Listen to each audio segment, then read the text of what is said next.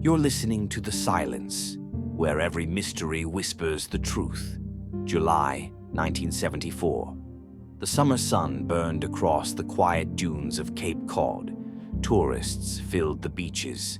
Families laughed. Seagulls cried. It was paradise. But just a few miles from the laughter, a little girl was about to make a discovery that would haunt investigators for nearly half a century. A woman's body, mutilated, unrecognizable, buried in the sand. Locals would call her the Lady of the Dunes.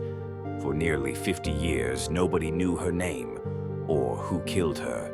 This is her story. It was July 26, 1974.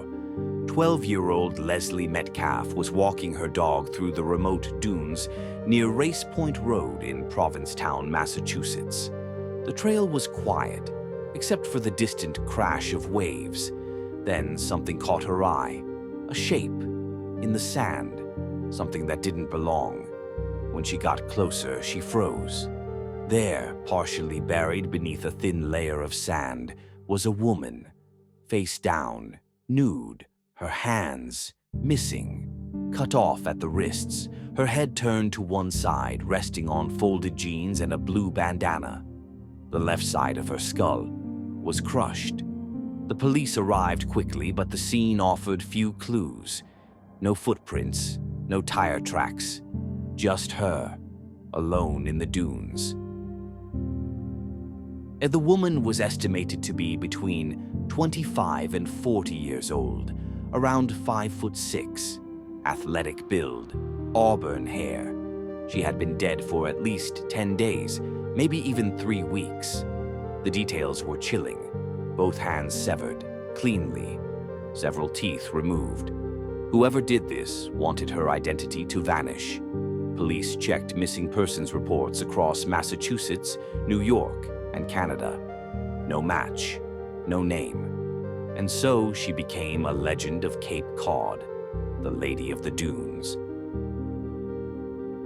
For decades, the case twisted through rumor and speculation. Was she a runaway, a hitchhiker murdered by a drifter, or a victim of organized crime, silenced forever? But then came a theory no one saw coming. In 2015, author Joe Hill, son of Stephen King, was watching Jaws, the 1975 film shot on Martha's Vineyard, not far from Provincetown.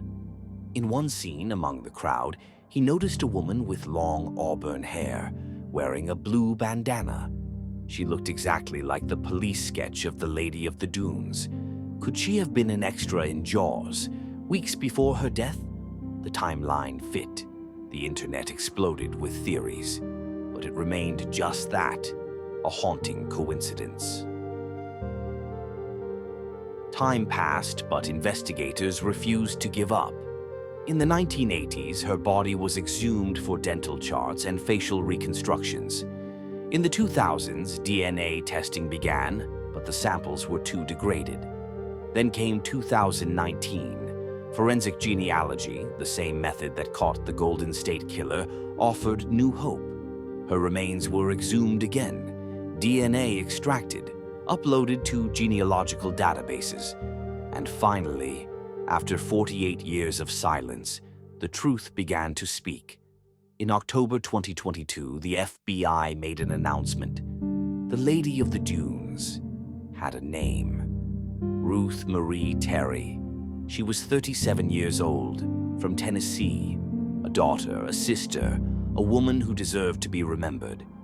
Ruth had been married to a man named Guy Rockwell Moldavin, a traveling antiques dealer. When agents dug into his past, they uncovered something dark. Years earlier, Moldavin had been a suspect in the disappearance of his former wife and her daughter in Seattle. He was never convicted. In 1974, the same year Ruth vanished, Moldavin returned home alone. He told family she had gone away. Investigators now believe he murdered Ruth Terry, mutilated her body to hide her identity, and buried her in the dunes before disappearing from her life forever. He died in 2002. Justice never came.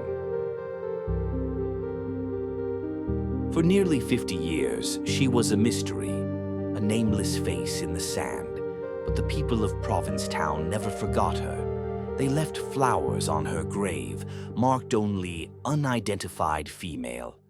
Today, that marker finally bears her true name, Ruth Marie Terry, and with it, the reminder that behind every mystery lies a real person, waiting to be found. The dunes of Cape Cod are quiet again, but when the wind sweeps across the sand, some say you can still feel her story linger, a whisper from a woman who refused to stay forgotten. I'm your host, and this is The Silence, where every unsolved story is finally heard. Subscribe to stay with us as we uncover the voices hiding in the quiet.